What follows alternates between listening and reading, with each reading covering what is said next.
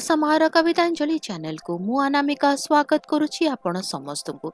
कवि शरत कुमार दास को कलमरु आपण कवितार शीर्षक मते मु केउठी देली कि हजेई। ए कि अघटन मो घर दांड दुआर जेउठी थिला सेठी अछि। अगणारे फूल सेमिति फुटुछि, अतररु बास्ना टिके कमी नाही। केजाणी काहेकि मते सबु अलगा दिसुछि। पवन बाजिले लोम उठुछि टांकुरी, चालुथिले बाट पाद पड़ुछि बंकेई।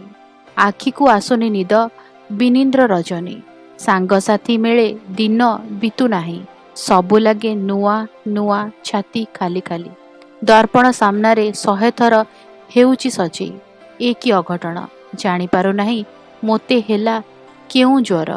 केउ चिकित्सक पाखे अछि तार उपचार। चेतना चैतन्य बेळु बेळ जाए बाट हुड़ी।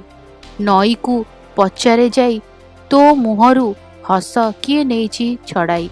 बुझी मु पारोनी जीवनर ये केउ संधिक्षण केउ दिगरु भासी आसुची। ए बंशीस्वन जे मो शरीर मोर हेई नाही, मते मु केउठी देली कि हजेई।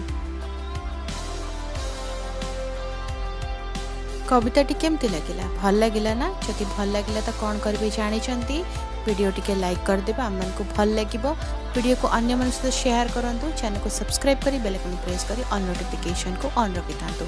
उपस्थापन में जदि किसी दोष त्रुटि रहीगला क्षमा करी अनामिका को। आसब आउ एक कविता सहित आसंता अध्याय आज्ञा दिंतु।